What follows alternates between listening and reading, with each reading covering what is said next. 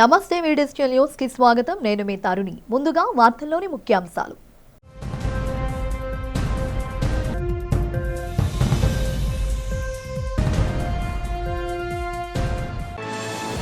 Veligonda project పై జలవనరుల అధికారులతో సమీక్షా సమావేశం నిర్వహించిన మంత్రి నిమ్మల రామానాయుడు 4000 కోట్లతో 2 ఏళ్లలో ప్రాజెక్టు పూర్తి చేస్తామని వెల్లడి.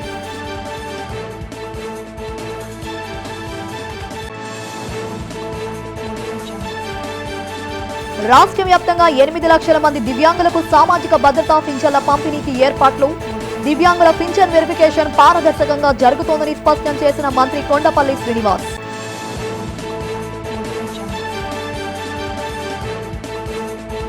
నగరంలో ఘనంగా జరిగిన అంతర్జాతీయ మాతృభాషా దినోత్సవ వేడుకలు. తెలుగుదండు ఆధ్వర్యంలో మద్దిలిపాలెం తెలుగు తల్లి విగ్రహానికి పూలమాలలు వేసిన పరావస్తు సూరి.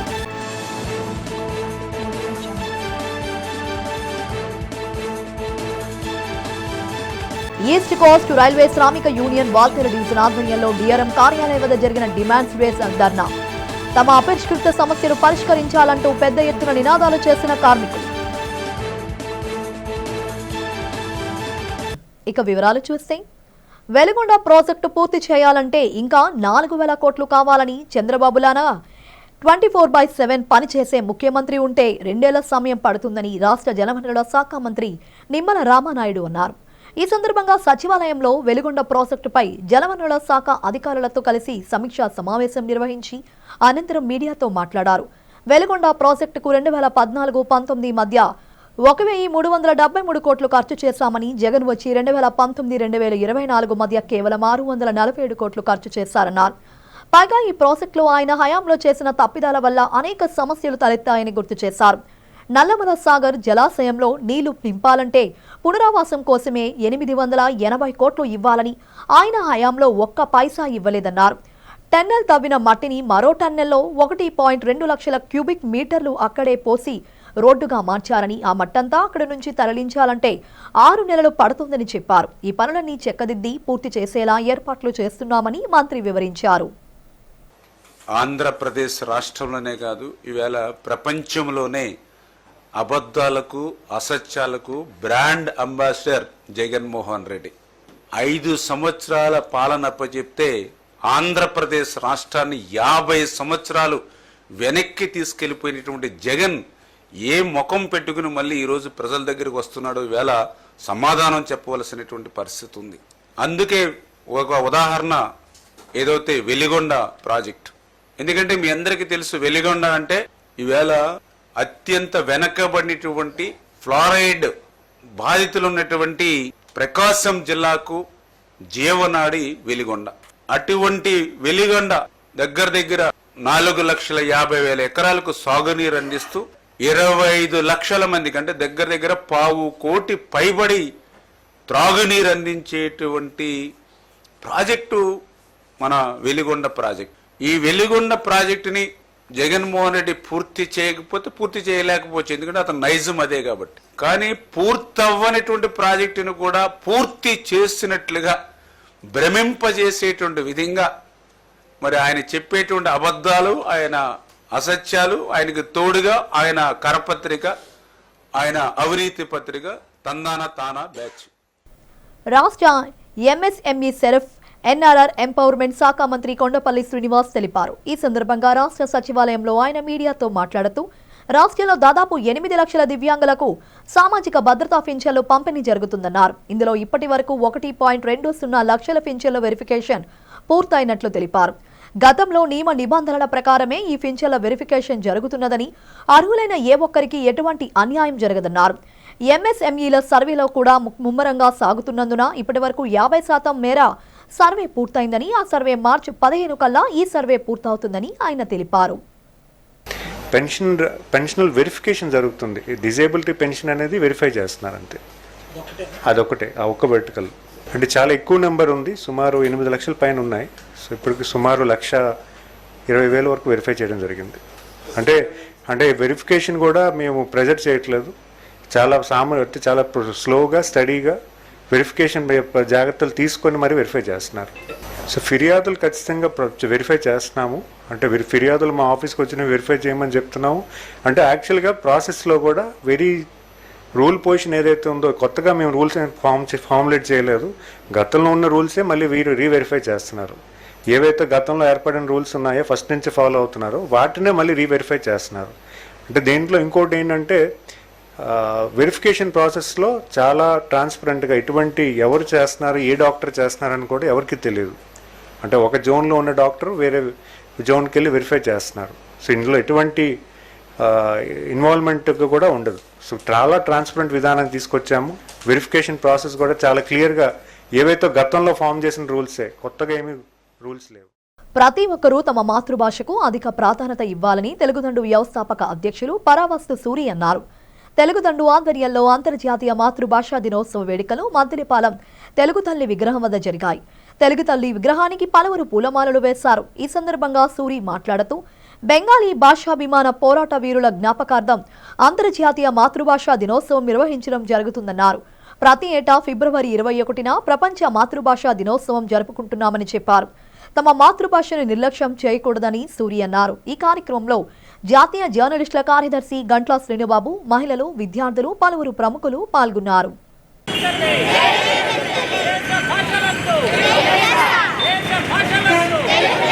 అంతర్జాతీయ మాతృభాషా దినోత్సవం 2000 సంవత్సరం నుండి ప్రపంచవ్యాప్తంగా మాతృభాషాభిమానులందరూ ప్రతి సంవత్సరము ఫిబ్రవరి 21వ తేదీని అంతర్జాతీయ మాతృభాషా దినోత్సవంగా జరుపుకుంటున్నాం. అది కారణం, అది 1952వ సంవత్సరం. ఇప్పుడున్న మన బంగ్లాదేశ్ ఆ రోజు తూర్పు పాకిస్తాన్గా ఉండేది. ఈ పాకిస్తానీ ముష్కరులు వాళ్ళు ఎక్కడున్నా పుల్లలు పెట్టడమే కదా పాకిస్తానీ వాళ్లకు. వాళ్ళ ఉర్దూ భాషను ఈ బెంగాలీ వాళ్ళ మీద బలవంతంగా రుద్దడానికి ప్రయత్నం చేసినప్పుడు బెంగాలీ భాషాభిమానులు, బెంగాలీ వాసులందరూ కూడా మా మాతృభాషే మాకు కావాలి, మీ ఉర్దూ భాష మీరే ఉంచుకోండి అని వాళ్ళు పోరాటాలు చేశారు. 1952వ సంవత్సరంలో కరెక్ట్గా అంటే మన ఫిబ్రవరి 27వ తేదీన ఆ పోరాటం ఉధృతమయ్యి ఒక 3 విద్యార్థులు వాళ్ళ ప్రాణాలు అర్పించారు. దానికి గుర్తుగా యునెస్కో వారు ప్రతి సంవత్సరము ఫిబ్రవరి 21వ తేదీని అంతర్జాతీయ మాతృభాషా దినోత్సవంగా, అంటే మాతృభాషలన్నీ కాపాడబడాలి అన్న ఉద్దేశంతో అంతర్జాతీయ మాతృభాషా దినోత్సవంగా మనం ఈ కార్యక్రమాన్ని జరుపుకుంటున్నాం. ఇప్పటికి 25 సంవత్సరాలుగా ఈ కార్యక్రమం జరుగుతూ ఉంది. కానీ ప్రపంచవ్యాప్తంగా అన్ని భాషీయులు తమ మాతృభాషలను కాపాడుకోవడానికి ప్రయత్నం చేస్తూ ఉంటే మన ప్రభుత్వాలు కావచ్చు, ప్రజలు కావచ్చు, ముఖ్యంగా మన తెలుగు వాళ్ళు తెలుగు భాషను ఏ విధంగా దుంపనాశనం చేయాలి అని శక్తి వంచన లేకుండా కృషి చేస్తున్నాం. కాబట్టి ఈ సందర్భంగా ప్రభుత్వాలకు ముఖ్యంగా విన్నపం ఏంటి అంటే, అయ్యా దాదాపుగా 60 ఏండ్ల బట్టి మీ ప్రభుత్వ పాలనలో ఈ ప్రభుత్వాలు మన మాతృభాషకు నష్టాన్ని కలగజేస్తూనే ఉన్నాయి. ముఖ్యంగా 30-35 ఏళ్ల నుండి ఈ ప్రైవేటు పాఠశాలలు వచ్చిన తర్వాత మన తెలుగు భాషకు బాగా నష్టం జరిగింది. కాబట్టి మీరు ఇప్పటికైనా మేల్కొని ఈ కూటమి ప్రభుత్వము యొక్క నూతన విద్యా విధానం ప్రకారం కేంద్ర ప్రభుత్వం నూతన విద్యా విధానం మొదలుపెట్టింది. కేంద్ర ప్రభుత్వంలో రాజీ లేని పోరాటాలు చేసి ఎన్నో విజయాలు సాధించామని ఈస్ట్ కోస్ట్ రైల్వే శ్రామిక union divisional coordinator P Rammohan Rao తెలిపారు. తమ యూనియన్ చేసిన పోరాటాల కృషి ఫలితంగానే నేడు రైల్వే ఉద్యోగులు, కార్మికులు ఎన్నో ప్రయోజనాలు పొందుతున్నారని చెప్పారు.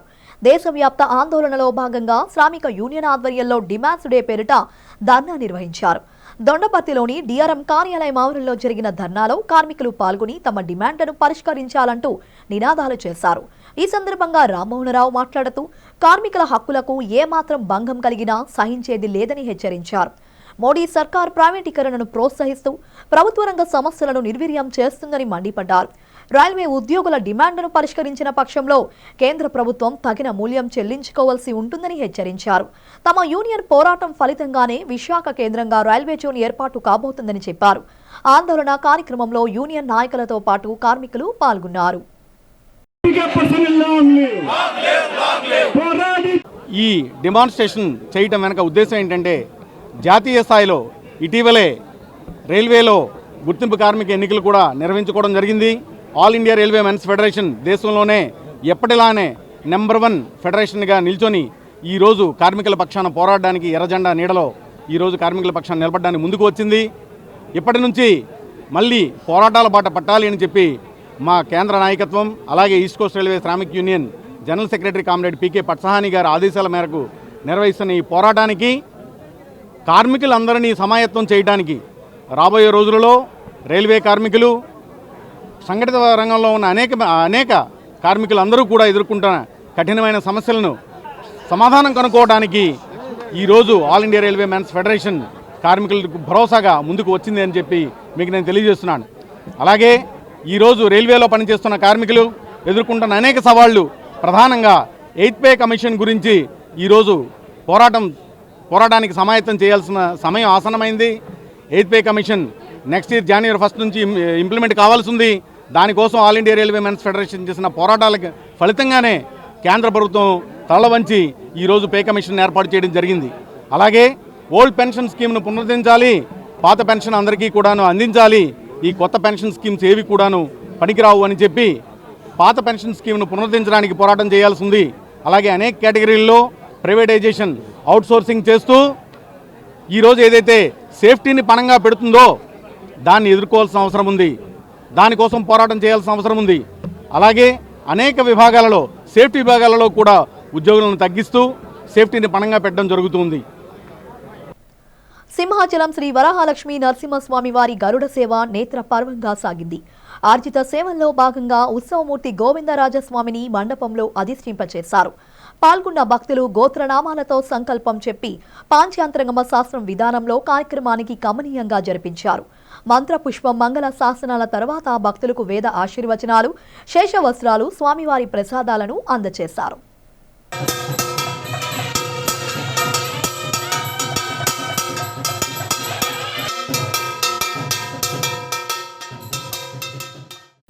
రామం రఘవం చిత్రం అన్ని వర్గాల వారిని ఆకట్టుకుంటుందని నటుడు డేవిడ్ రాజు, జబర్దస్త్ ప్రకాష్ తెలిపారు. ఆరిపాక ప్రభాకర్ సమర్పణలో పృథ్వీ నిర్మాతగా, జబర్దస్త్ ధనరాజు తొలిసారిగా దర్శకుడిగా రామం రాఘవం చిత్రాన్ని రూపొందించారు. ఈ చిత్రం శుక్రవారం ప్రపంచవ్యాప్తంగా విడుదలైంది.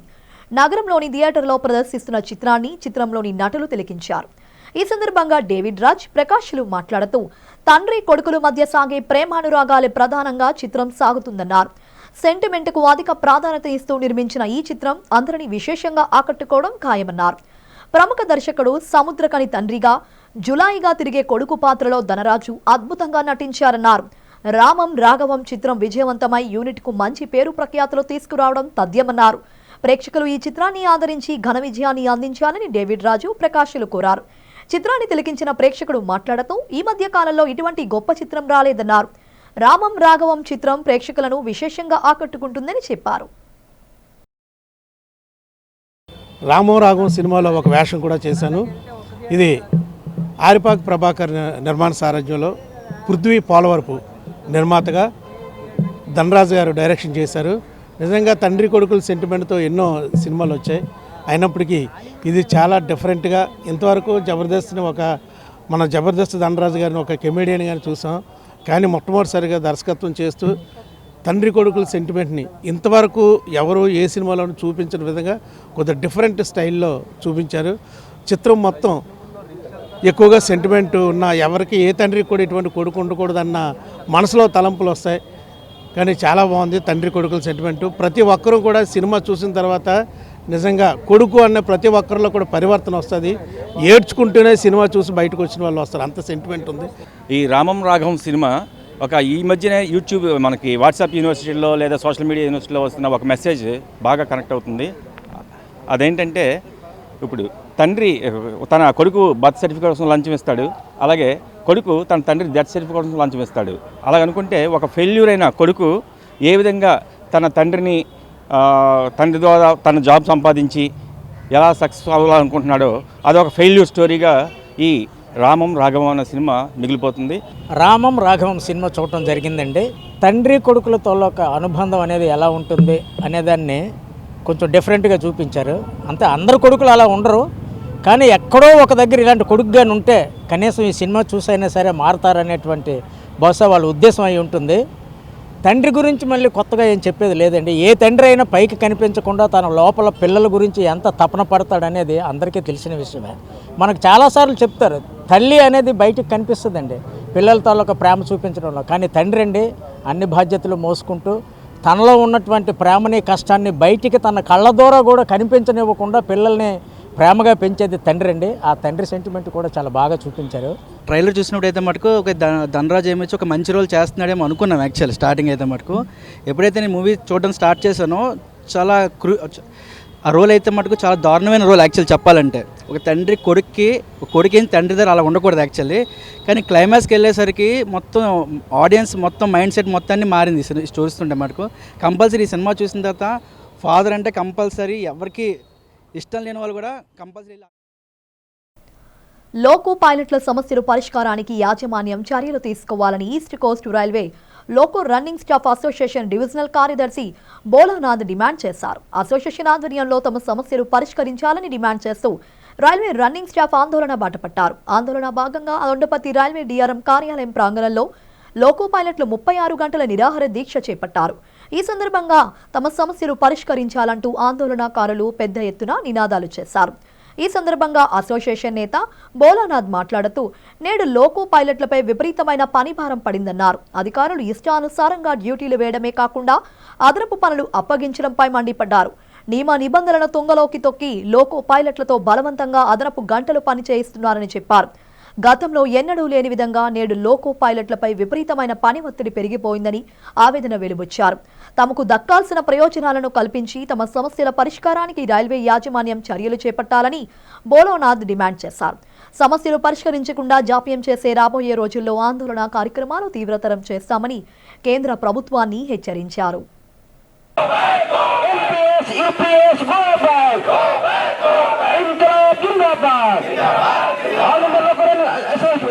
All India loco running staff association ఆధ్వర్యంలో కనీసం 1,00,000 మంది రన్నింగ్ స్టాఫ్ ఈ 36 గంటల నిరవధిక నిరాహార దీక్ష కార్యక్రమాన్ని చేపట్టడం జరిగింది.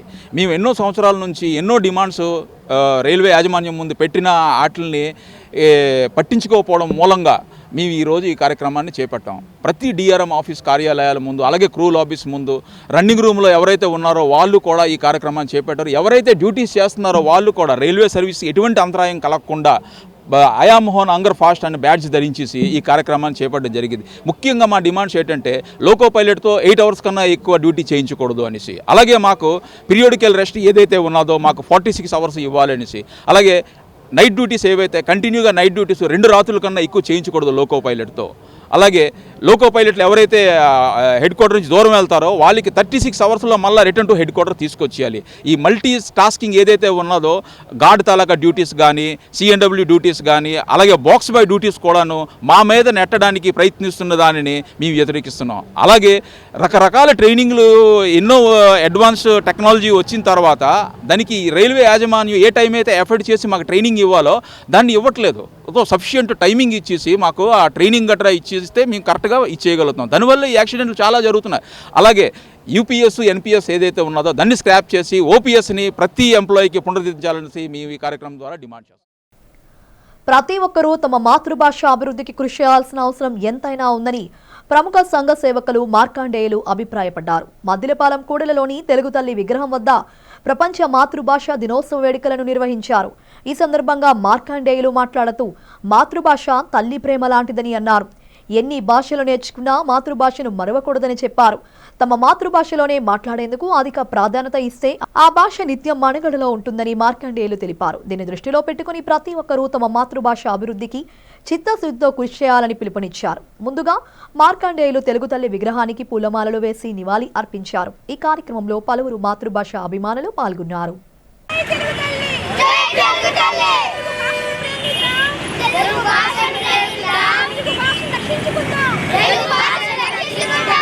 మాతృ దినోత్సవ సందర్భంగా 1999 సంవత్సరంలో ఫిబ్రవరి 27వ తారీఖుని మాతృ భాషా దినోత్సవంగా డిక్లేర్ చేయడం జరిగింది.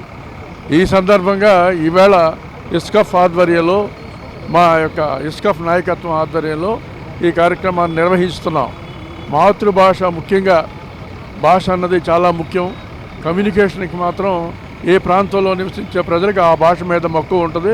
అలాగే ఆ భాష తలక సంస్కృతులు కూడా అభివృద్ధి చెందాలని, మన భాష ఎంత ముఖ్యమో పరమత భాషను కూడా అంతే ముఖ్యం. వాళ్ళని గౌరవించుకుంటూ మన భాషను మనం గౌరవించుకోవడంలో ప్రధానంగా ఈ రోజు 1999 ఫిబ్రవరి 21వ తేదీన ప్రపంచ మాతృభాష దినోత్సవంగా నిర్ణయించింది కాబట్టి ఈ దినోత్సవాన్ని ఇస్కఫ్ ఆధ్వర్యంలో ఇక్కడ ఈ కార్యక్రమాన్ని నిర్వహించడం జరిగింది. ఉత్తరాంధ్ర ఆరాధ్య దైవం ప్రముఖ పుణ్యక్షేత్రంగా విరాజిల్లుతున్న సింహాచలం శ్రీ వరాహలక్ష్మి నరసింహస్వామి వారి నిత్య కళ్యాణం అత్యంత వైభవంగా జరిగింది. ఆర్జిత సేవల్లో భాగంగా అర్చక స్వాములు ఉత్సవమూర్తి గోవిందరాజస్వామిని ఉభయ దేవేరులతో మండపంలో అధిష్ఠింపచేశారు. నిత్య కళ్యాణంలో పాల్గొన్న భక్తులు గోత్రనామాలతో సంకల్పం చెప్పి పాంచాంతరగమ శాస్త్రం విధానంలో విశ్వకేశనారాధన పుణ్య వచనాలతో కార్యక్రమానికి శ్రీకారం చుట్టారు. కంకణ ధారణ, నూతన యజ్ఞోపవిత సమర్పణ, జీలకర్ర బెల్లం మాంగళ్య ధారణ, తలంబ్రాల ప్రక్రియలను కమనీయంగా జరిపించారు. మంత్రపుష్పం మంగళ శాసనాల తర్వాత భక్తులకు వేద ఆశీర్వచనాలు, శేషవస్త్రాలు, స్వామివారి ప్రసాదాలను అందజేశారు. అనంతరం స్వామివారి అంతర్యాలయ దర్శనం కల్పించారు.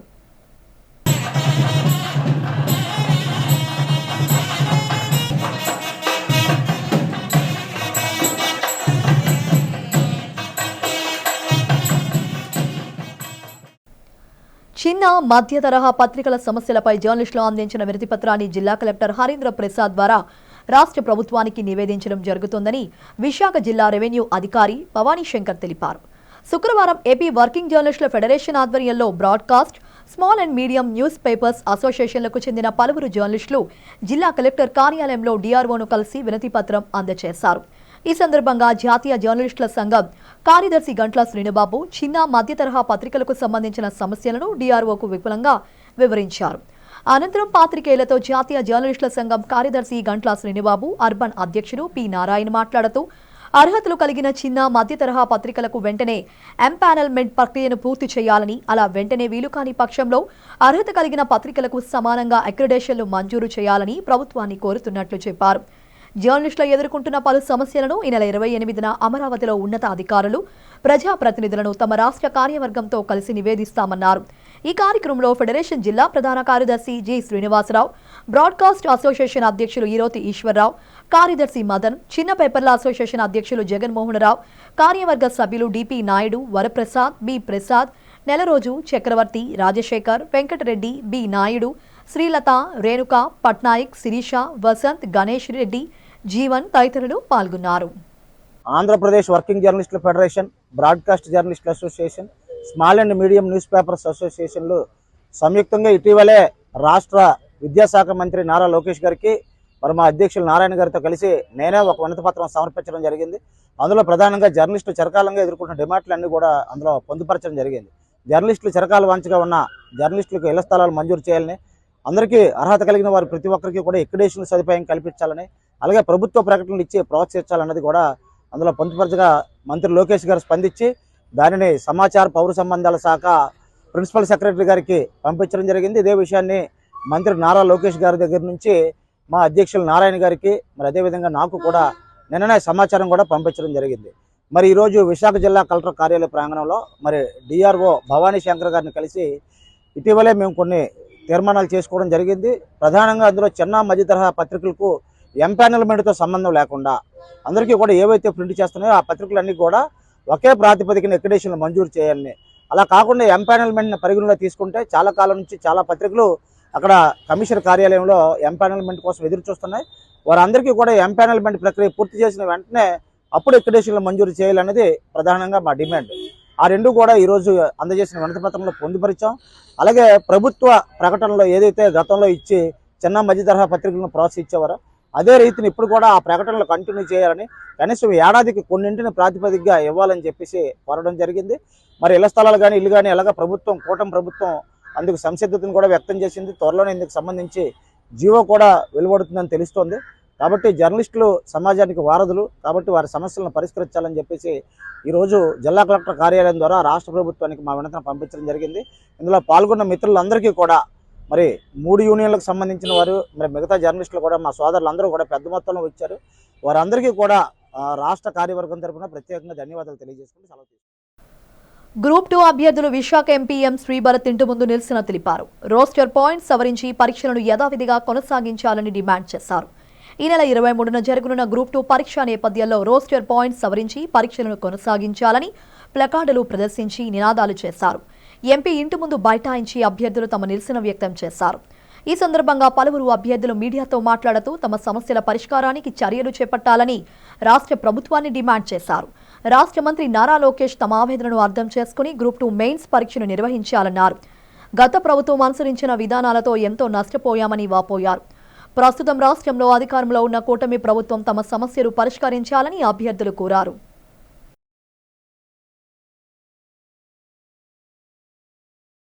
రిజర్వేషన్లో రాష్ట్ర విధానం కూడా అమలు చేయకుండా సరిగా వీళ్ళు ఎగ్జామ్కి వెళ్ళిపోతున్నారన్న ఈ నెల 23వ తారీఖున. దాని గురించి మేము అందరం కూడా దీన్ని ప్రభుత్వం వైపు న్యాయం అడుగుతున్నాం. ఏ ఒక్క ప్రజాప్రతినిధులు కూడా మాకు అందుబాటులో లేకుండా సరిగా సమాధానం చెప్పట్లేదు. ఎలక్షన్ అప్పుడు మాత్రం వీళ్ళందరూ కూడా మేము అది చేస్తాం ఇది చేస్తాం అన్నారు. ఈవెన్ మేము ఎమ్మెల్సీ చిరంజీవి గారిని కూడా అడిగాము. అసలు విధానం తీసుకొచ్చింది ఆయన. రాష్ట్ర పైన ఎలాంటి తప్పులు ఉన్నాయని చెప్పేసి బిఫోర్ ఎలక్షన్ ఈయన తీసుకొచ్చారు. ఆయన మాట బట్టి మేము నిన్న ఆఫ్టర్నూన్ వెళ్తే ఆయన మాట మారుస్తున్నారన్న. దీనిపైన ఎలాంటి మాట కూడా చెప్పకుండా ప్రభుత్వానికి మా విషయాలన్నీ చేరవేయాల్సిన ఒక ప్రతినిధిగా ఆయన ఎస్కేప్ అయిపోతున్నారు. అడ్వకేట్ జనరల్ కూడా ఆయన ప్రభుత్వం వైపున అన్ని తప్పులు ఉన్నా కూడా వీళ్ళెవరు కూడా స్పందించట్లేదు. ఇటు చూస్తే కలెక్టర్ గారి దగ్గరికి వెళ్ళాం. అక్కడ కూడా మేము లెటర్ ఇచ్చి వాళ్ళ దగ్గర కూడా స్పందన సరిగా లేదు. మాకు ఈ రాష్ట్ర విధానంలో ఉన్నటువంటి సమస్యలను సరిచేసి మాకు ఎగ్జామ్ కండక్ట్ చేస్తే మేము చాలా ఆనందపడతాం ఉన్నాం. లేదంటే మేము అందరం కూడా ఇలా రోడ్డు పాలు అవ్వాల్సినటువంటి పరిస్థితి మేము ఎదుర్కోవాల్సి ఉంటుంది. 2 డేస్లో మేము ఎగ్జామ్ పెట్టుకుని మా పరిస్థితులు ఇంత దారుణంగా ఉన్నాయన్న. మార్నింగ్ నుంచి ఆడపిల్లలందరూ కూడా అట్లీస్ట్ వాటర్ కూడా తీసుకునే పరిస్థితులు ఎవరూ లేరు. ఇంతమంది కూడా సోదరులందరూ కూడా మేము పొద్దుటి నుంచి విరామంగానే పోరాటం చేస్తున్నాం. ఏదైతే ఈ రాష్ట్ర విధానం కోసం స్టూడెంట్స్ అందరం పోరాడుతున్నామో దానికి మద్దతు ఎవరు లేరండి. అందరినీ విన్నవించుకుంటున్నాం. కలెక్టర్ల ఆఫీసు తిరుగుతున్నాం. ఉదయం నుంచి కూడా తిండి తిప్పలు లేక రోడ్లు పట్టుకుని తిరుగుతున్నాం. ఈ రాష్ట్ర విధానం అనేది చాలా తప్పు. ఈ తప్పు అని మేము అడుగుతుంటే ఎవరు సపోర్ట్ లేదు. ప్రజాప్రతినిధులు ఇందులో ఇంటికి వస్తుంటే వాళ్ళు వెళ్ళిపోతున్నారు. రివర్స్ మాకు వేరే వాళ్ళతో చెప్పిస్తున్నారు. ఇది చాలా తప్పు. మాకు ఇంకా సపోర్ట్ హోప్ కూడా లేదు. మాకున్న హోప్ ఒక్క మీడియా మాత్రమే. ఈ మీడియా మొత్తం ప్రజాప్రతినిధులందరినీ నిద్ర మేల్కొల్పాలి. అలాగే ఏపీపీఎస్సీ సభ్యులకి మా బాధ తెలవాలి. ఆల్రెడీ స్టేట్మెంట్ కూడా పాస్ చేశారు మేడం గారు, ఎగ్జామ్స్ కండక్ట్ చేస్తామని. ఇంకా ఎగ్జామ్ అయిన తర్వాత ఏం ఉండదు, no hope. Total notification cancel అయ్యే ఛాన్స్ మాత్రమే ఉంటుంది. మేము ఇంతవరకు చేసిన ప్రయత్నం మొత్తం బూడిదలో పోసిన పన్నీర్లాగే అయిపోతుంది. మొత్తం వేస్ట్ అయిపోతుంది. సో దయచేసి మీ మీడియా వాళ్ళు మాకు సహకరించి ప్రజాప్రతినిధులకి మా గోడు తెలిపి ఏపీపీఎస్సీ సభ్యుల నిర్ణయం మార్చి. విశాఖ శివారు ప్రాంతం నరవ విశాఖ ఇంజనీరింగ్ కాలేజ్ సమీపంలో కొండవాలు ప్రాంతంలో గుర్తు తెలియని వ్యక్తి మృతదేహం లభ్యమైంది. ఎవరో హత్య చేసి మృతదేహాన్ని తగలబెట్టే ప్రయత్నం చేశారు. పాక్షికంగా కాలిన మృతదేహాన్ని స్థానికులు గుర్తించి పెందుర్తి పోలీసులకు సమాచారం అందించారు. హుటాహుటిన ఘటనా స్థలానికి చేరుకున్న పెందుర్తి సిఐ సురేష్ తన సిబ్బంది క్లోజ్ టీంతో కలిసి ఘటనపై దర్యాప్తు ప్రారంభించారు. మృతుడు ఎవరు, ఈ హత్య ఇక్కడే జరిగిందా లేక ఎక్కడైనా హత్య చేసి మృతదేహాన్ని ఇక్కడే కాల్చే ప్రయత్నం చేశారా అనే దిశగా పోలీసులు దర్యాప్తు చేస్తున్నారు.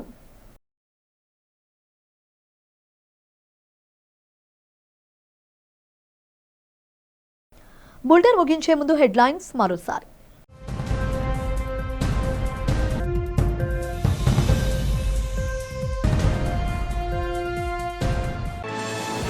వెలుగొండ ప్రాజెక్టుపై జలవనరుల అధికారులతో సమీక్షా సమావేశం నిర్వహించిన మంత్రి నిమ్మల రామానాయుడు. 4,000 కోట్లతో 2 ఏళ్లలో ప్రాజెక్టు పూర్తి చేస్తామని వెల్లడి.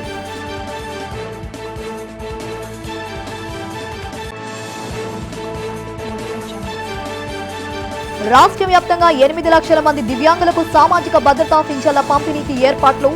దివ్యాంగుల పింఛన్ వెరిఫికేషన్ పారదర్శకంగా జరుగుతోందని స్పష్టం చేసిన మంత్రి కొండపల్లి శ్రీనివాస్.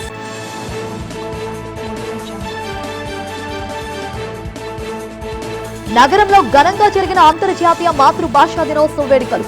తెలుగుదండు ఆధ్వర్యంలో మద్దిలిపాలెం తెలుగు తల్లి విగ్రహానికి పూలమాలలు వేసిన పరావస్తు సూడి.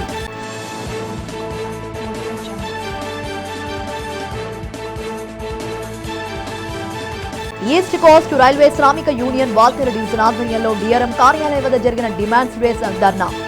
తమ అపరిష్కృత సమస్యలు పరిష్కరించాలంటూ పెద్ద ఎత్తున నినాదాలు చేసిన కార్మికులు.